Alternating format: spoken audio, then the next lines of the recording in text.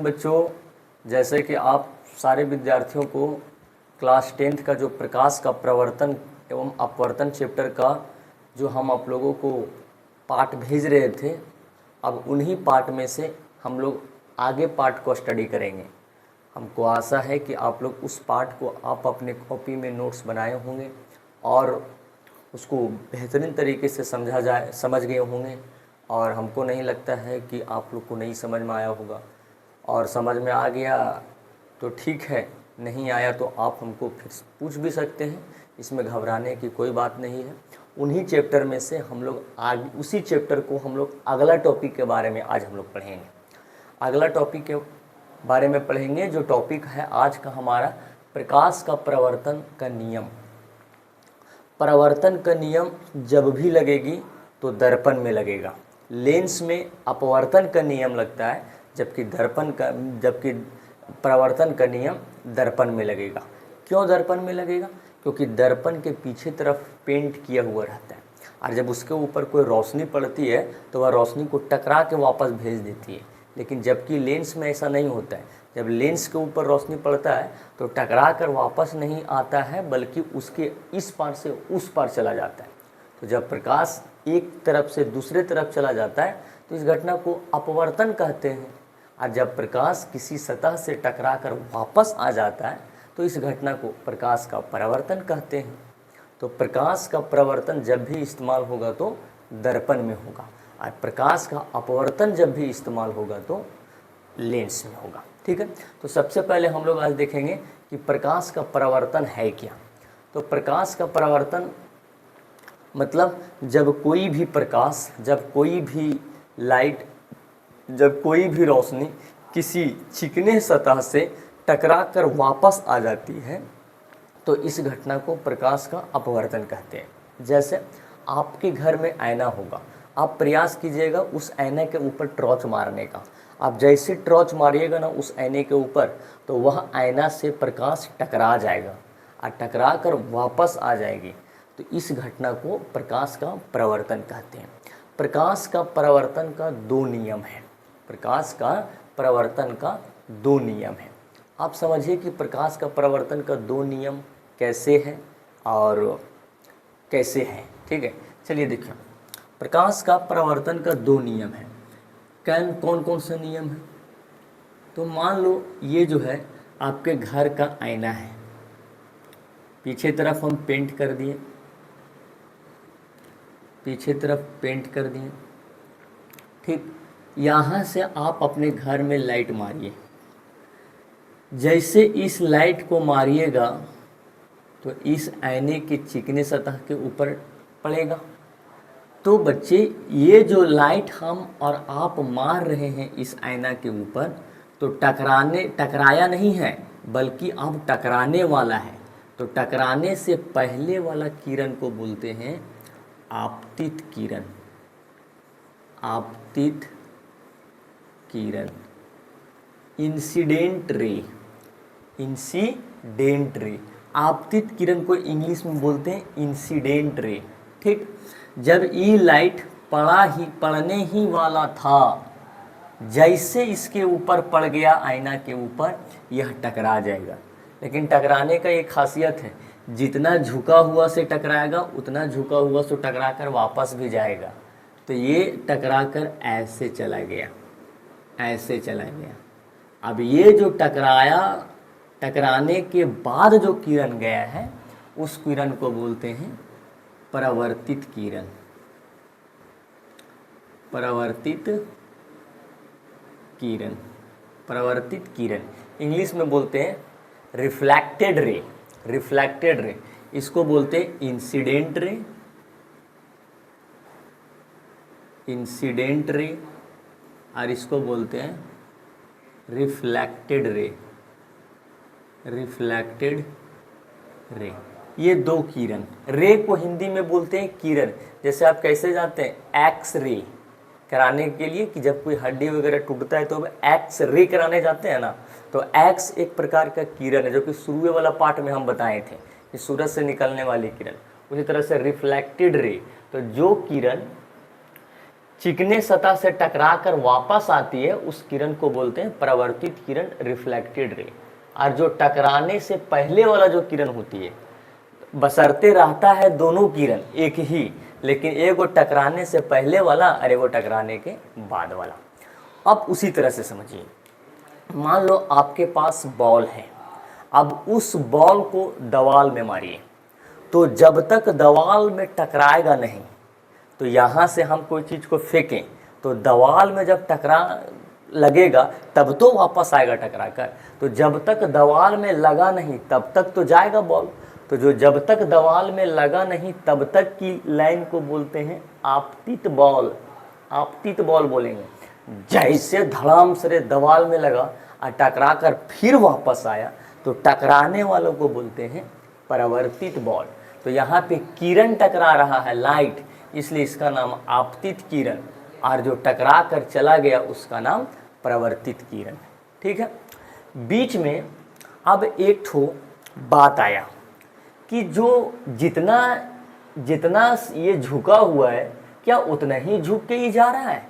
जैसे अगर हम ऐसे भेजें तो क्या ऐसा ही वापस आएगा, एकदम बराबर पर वापस आएगा। जैसे हम इतना भेजें 30 डिग्री पर तो क्या उधर भी 30 डिग्री पर जा रहा है। अगर हम भेजें 70 डिग्री पर तो क्या उधर भी टकरा कर 17 डिग्री पर आ रहा है। इसकी चेक करने के लिए बीच में एक ठो काल्पनिक रेखा खींचा गया था। बीच में एक काल्पनिक रेखा खींचा गया था, काल्पनिक रेखा, जिसका नाम है अभिलंब। इस काल्पनिक रेखा का नाम है बच्चे अभिलंब। अभिलंब, इंग्लिश में अभिलंब को बोलते हैं नॉर्मल। नॉर्मल। अब समझ में आया कि ये जो नॉर्मल खींचा गया था, लंब खींचा गया है, क्यों खींचा गया है? ताकि इससे हम लोगों को पता हो सके कि जितना डिग्री पर आपतित किरण जा रहा है उतना ही डिग्री पर झुक के परावर्तित किरण जा रहा है कि नहीं जा रहा है। मतलब जितना डिग्री पर हम दीवार में टकराएं क्या उतना ही डिग्री से रिटर्न भी हो रहे हैं। अगर हो रहे हैं तो प्रकाश का परावर्तन के नियम पर कानून बनेगा, और नहीं हो रहे हैं तो फिर दिक्कत हो जाएगा। तो इसके चेक करने के लिए हम लोग बीच में लाइन खींचते हैं। अब लाइन खींचते हैं तो इस जो लंब है अभिलंब, इसको और ये जो आपतित किरण है उसको, इसके बीच में एगो कोण बना रहा है। कोण, एंगल, कोण बना रहा है। यह जो कोण बना रहा है वो आपतित किरण और अभिलंब के साथ कोण बना रहा है। ये वाला किरण की बात कर रहे हैं, ये वाला बच्चे, ये वाला। और इधर वाला जो कोण बना रहा है बच्चे वो परावर्तित किरण और अभिलंब के बीच बना रहा है कोण। चलिए देखते हैं। ये पट्टी वाला कोण जो बना रहा है वो बना रहा है सर आपतित किरण, आपतित किरण और अभिलंब के साथ, और अभिलंब के साथ। ये साइड वाला जो किरण बना रहा है, कोण बना रहा है, वो बना रहा है परावर्तित किरण, परावर्तित किरण और अभिलंब के साथ। ठीक। अब ये जो आपतित किरण और अभिलंब के साथ कोण बनाएगा उस कोण को बोलते हैं कोण आई।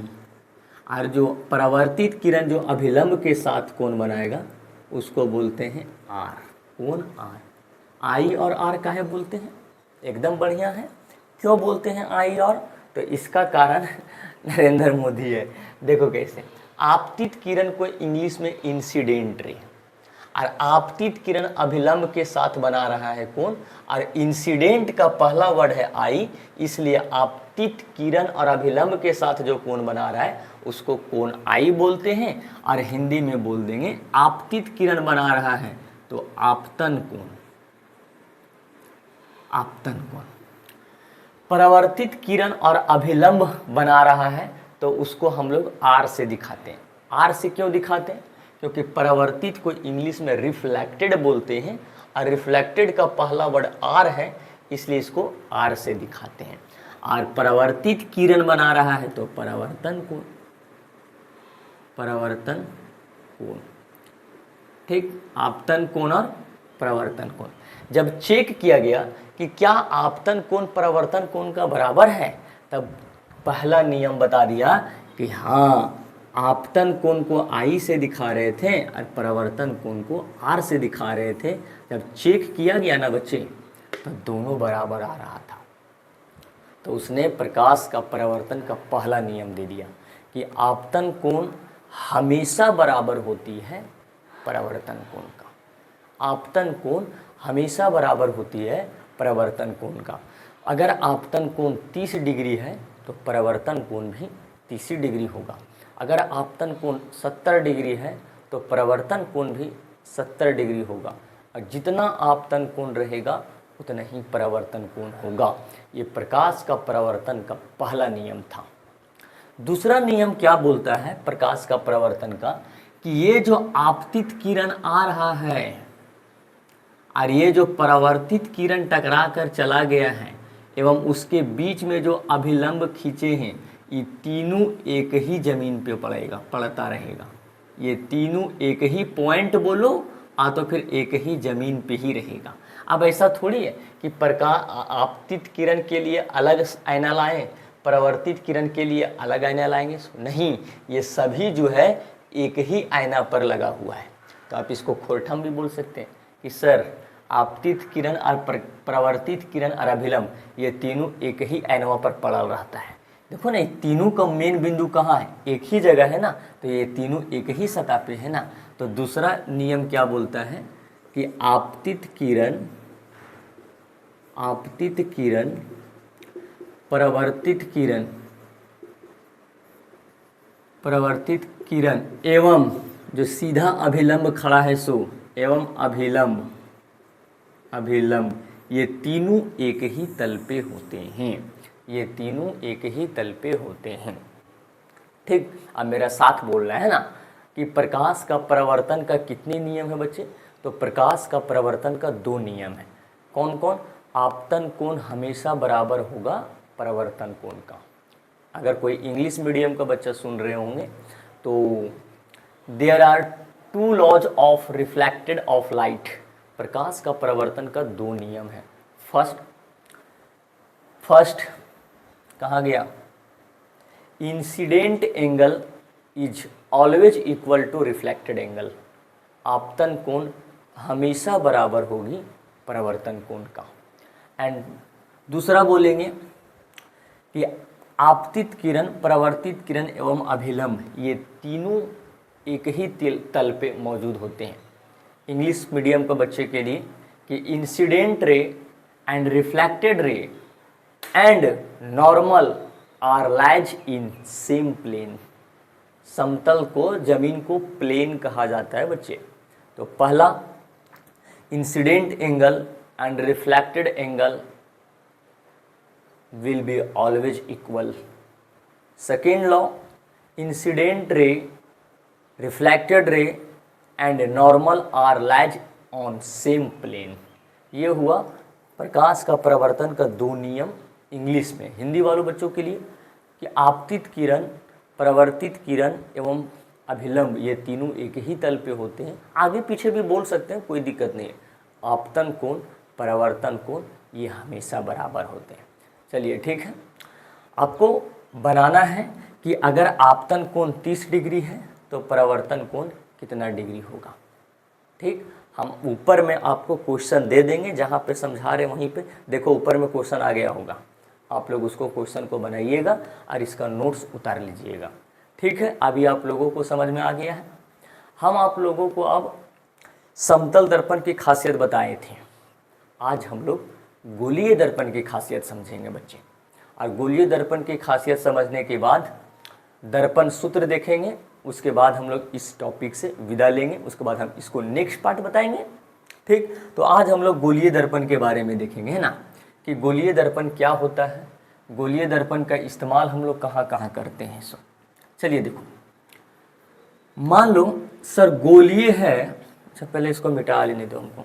अब हम लोग देखेंगे गोलीय दर्पण के बारे में। ठीक, दर्पण जो हम लोगों को 2 प्रकार के पढ़ के रखे हुए थे बच्चे, एक समतल दर्पण और दूसरा गोलीय दर्पण। गोलीय दर्पण हम लोग समतल दर्पण के सारा चीज देख लिए थे। सारा चीज़ समतल दर्पण की खासियत देखे थे, इसमें बनने वाला प्रतिबिंब देखे थे, इसमें टोटल प्रतिबिंबों की संख्या देखे थे, समतल दर्पण की फोकस दूरी कितना होती है, अनंत होती है। तो ये सब सारा चीज़ हम लोग पता नहीं क्या क्या क्या चीज़ हम लोग समतल दर्पण में देखे थे, लेकिन बहुत सारे चीज़ देखे थे। इसमें जो भी फोटो बनता है समतल दर्पण में वो आभासी बनता है, पार्श्व बनता है, काल्पनिक बनता है। जबकि आज हम लोग देखेंगे गोलीय दर्पण के बारे में। ठीक है, चलिए आइए, आप लोग तैयार हैं? आप लोग तैयार ही रहे। नोट्स जब हम इसको पूरा समझा देंगे आपको गोलीय दर्पण को, उसके बाद जस्ट ऊपर में एक फोटो आएगा, आप उस फोटो को लिख लीजिएगा। लेकिन पहले समझने के बाद, गोलीय दर्पण है तो इसको सामने वाला चेहरा कैसा रहेगा?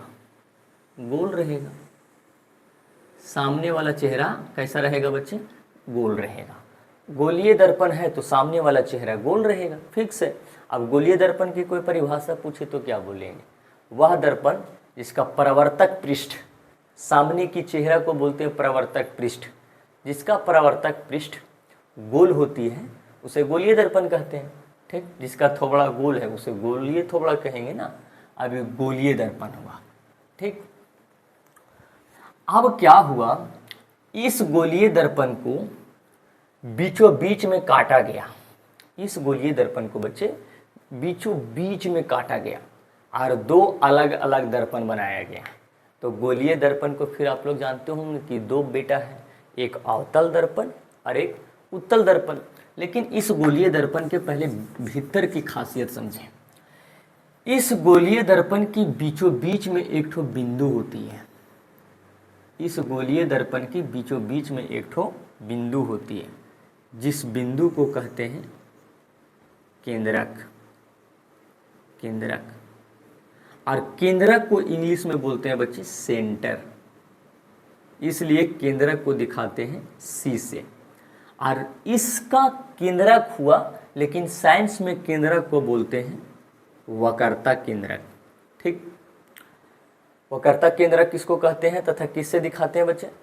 तो गोलीय दर्पण की बीचों बीच की बिंदु को वक्रता केंद्रक कहते हैं, और वक्रता केंद्रक को इंग्लिश में सेंटर ऑफ कर्वेचर कहते हैं।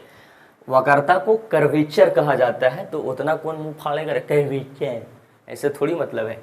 हम केंद्रक जानते हैं सेंटर, और सेंटर का पहला वर्ड सी है, इसलिए हम लोग केंद्रक को सी से दिखाते हैं। ठीक, सेंटर से लेकर अंतिम पॉइंट तक, चाहे इस पॉइंट हो, चाहे ई पट्टी हो, चाहे ई पट्टी हो, कहीं भी हो, कहीं भी हो, कहीं भी। अब इस चारों बगल से हम खींच देंगे ना तो थोड़ा छीछा लेदर टाइप से लगेगा, इसलिए हम आपको एक तरफ से खींच के दिखाए हैं। मान लो इधर वाला दिखाएं, उतना इधर भी जाएगा। अब ये सेंटर से लेकर लास्ट जितना बड़ा भी गोला रहेगा, उस गोला को अंतिम जहाँ तक लाइन खींचा रहेगा ये गोल के लिए, वहाँ तक की दूरी को बोलते हैं radius. Radius, radius of curvature. Radius of curvature English में, हिंदी में रेडियस को बोलते हैं त्रिज्या, वक्रता त्रिज्या। वक्रता त्रिज्या, और वक्रता त्रिज्या को इंग्लिश में रेडियस ऑफ कर्वेचर, और रेडियस ऑफ कर्वेचर को पहला वर्ड है आर, इसलिए वक्रता त्रिज्या को आर से दिखाते हैं। ठीक, वक्रता त्रिज्या को आर से दिखाते हैं। कोई दिक्कत है?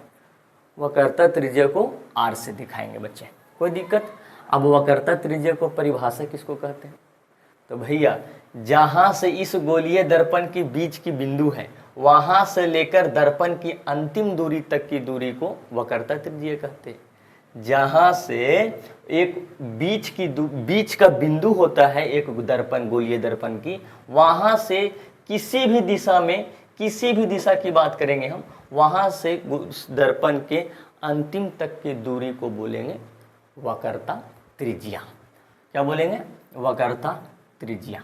ठीक, वक्रता त्रिज्या, ये हुआ हम लोगों को वक्रता त्रिज्या।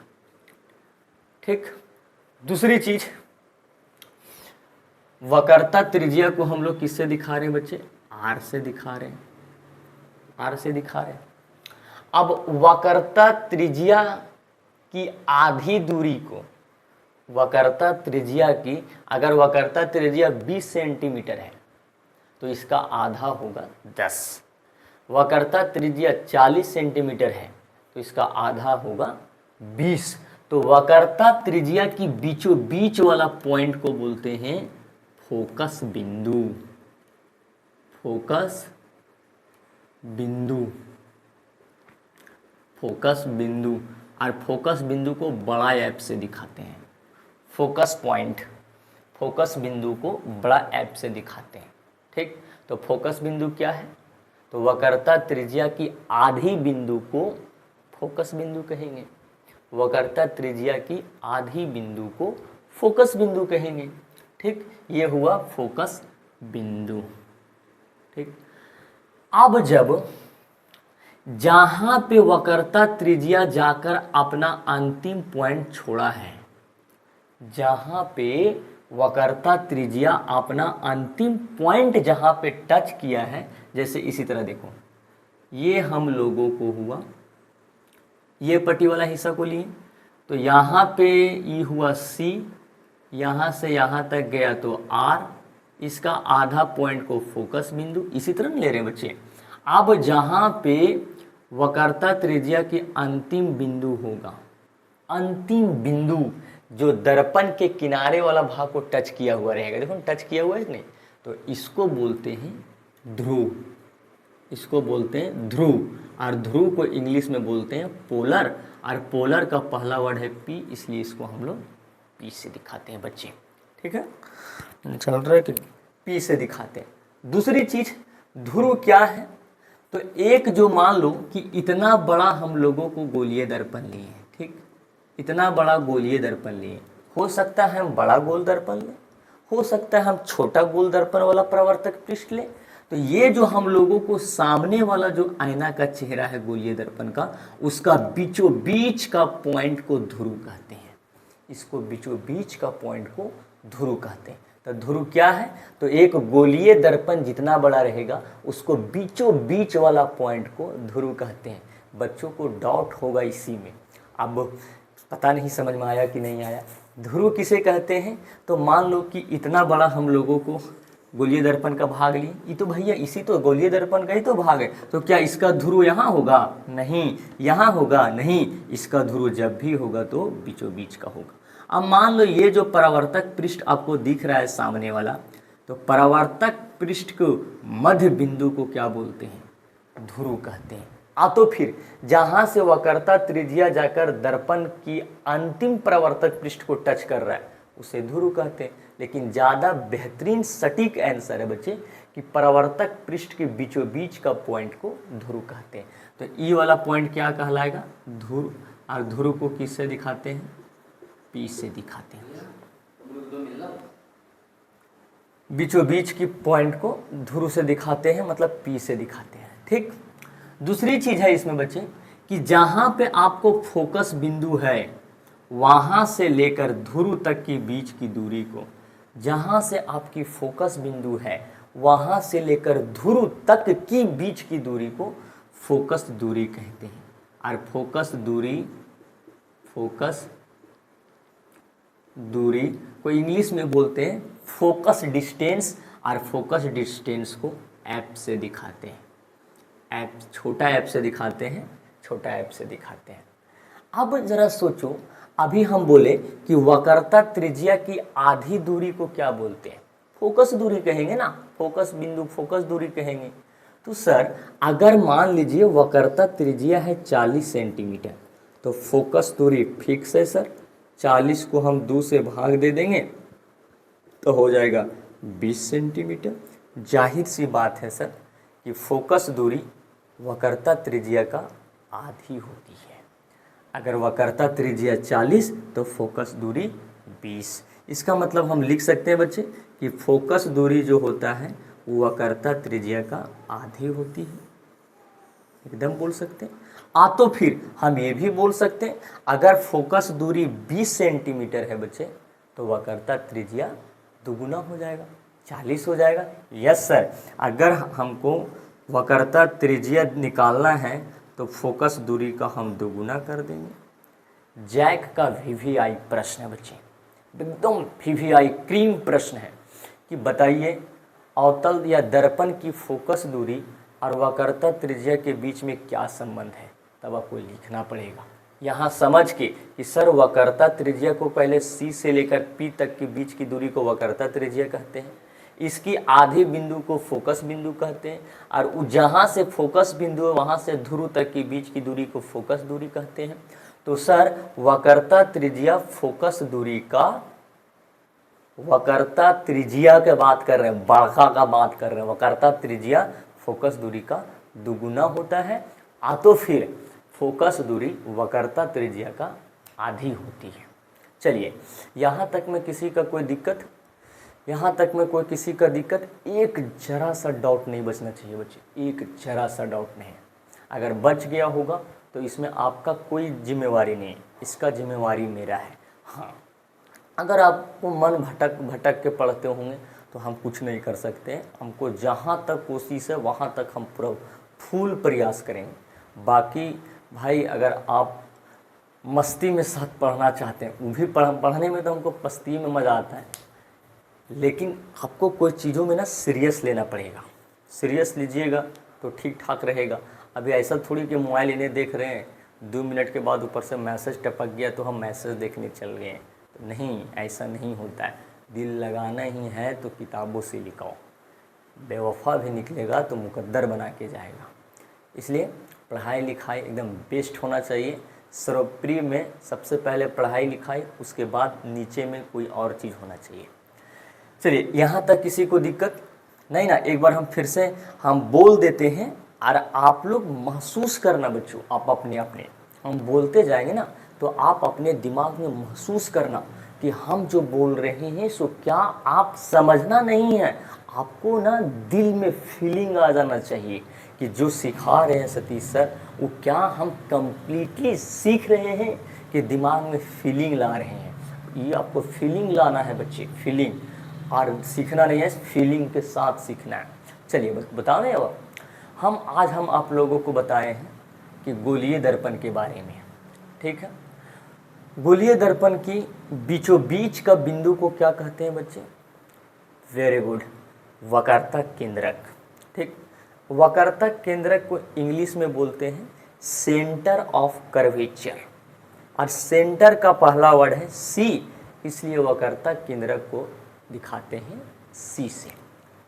वक्रता केंद्रक का अगर कोई परिभाषा पूछ दे बच्चे तब क्या बोलेंगे? तो किसी भी गोलीय दर्पण की बीच का पॉइंट को वक्रता केंद्रक कहते हैं, जिसको हम लोग सी से दिखाते हैं। वक्रता केंद्रक में किसी भी तरह से डाउट नो सर। नेक्स्ट हम आप लोगों को बताएं वक्रता त्रिज्या के बारे में। तो जितना बड़ा गोलीय दर्पण होगा वक्रता त्रिज्या उतना बड़ा होगा कि नहीं होगा बच्चा? फीलिंग लाइए। अगर इतना छोटा गोलीय दर्पण है तो उसका बीच का बिंदु तो सबको बराबर होगा, लेकिन वक्रता त्रिज्या छोटा बड़ा हो सकता है ना, गोला को साइज के अनुसार एकदम हो सकता है। तो वक्रता केंद्रक से लेकर जहाँ पे गोलीय दर्पण का अंतिम बाउंड्री है, जहाँ पे गोलीय दर्पण की अंतिम बाउंड्री है, चाहे कोई तरफ का है, वक्रता केंद्रक से लेकर गोलीय दर्पण की प्रवर्तक पृष्ठ यानी कि गोलीय दर्पण की अंतिम बाउंड्री को जहाँ तक टच कर रहा है वहाँ से लेकर वहाँ तक की दूरी को वक्रता त्रिज्या कहते हैं। कोई अगर परिभाषा पूछ दे तो क्या बोलेंगे सर? वक्रता त्रिज्या किसको कहते हैं? तो किसी भी गोलीय दर्पण को वक्रता केंद्रक से लेकर प्रवर्तक पृष्ठ तक की दूरी को वक्रता त्रिज्या कहते हैं। और वक्रता त्रिज्या को इंग्लिश में सेंटर ऑफ कर्वेचर कहते हैं। और नहीं, वक्रता त्रिज्या को इंग्लिश में रेडियस ऑफ कर्वेचर कहते हैं, सॉरी, रेडियस ऑफ कर्वेचर कहते हैं। और रेडियस का पहला वर्ड है आर, इसलिए हम लोग इसको आर से दिखाते हैं, ठीक। वक्रता त्रिज्या की बीच की बिंदु को वक्रता त्रिज्या की बीच की बिंदु को फोकस बिंदु कहते हैं, और फोकस बिंदु को फोकस पॉइंट इंग्लिश में बोलते हैं। और फोकस बिंदु से लेकर प्रवर्तक पृष्ठ की अंतिम जहाँ पे टच किया हुआ था उस बिंदु तक की दूरी को फोकस दूरी कहते हैं। अब ध्रुव किसे कहते हैं? तो परावर्तक पृष्ठ की बीचों बीच की बिंदु को ध्रुव कहते हैं। ठीक, इतना हो गया हम लोगों को ध्रुव की कहानी। ये सारा चीज़ आप लोगों को समझ में आना चाहिए बच्चे। अगर नहीं धंस रहा होगा तो इसके जिम्मेवारी आप नहीं हैं, हम हैं। तो कोशिश करेंगे फिर से समझाने का। आप खाली कमेंट बोल दीजिएगा सर नहीं धंसा, फिर से समझाएंगे, क्या दिक्कत है, हम आपके लिए है ही हैं तो फिर से समझाएंगे। अब एक होता है दर्पण सूत्र। दर्पण सूत्र होता है 1/f बराबर 1/v प्लस 1/u। ये होता है दर्पण सूत्र। हाँ, इतना केवल आज आप लोग याद करके रखिएगा बच्चे, कल हम इसका पूरा डिटेल बताएंगे नेक्स्ट पार्ट में। तो इतना चीज़ हम लोगों को समझ में आ गया कि दर्पण सूत्र होता है 1/f बराबर 1/v प्लस 1/u। ठीक है बच्चे, अब हम लोग मिलते हैं नेक्स्ट वीडियो में। तब तक के लिए जय हिंद।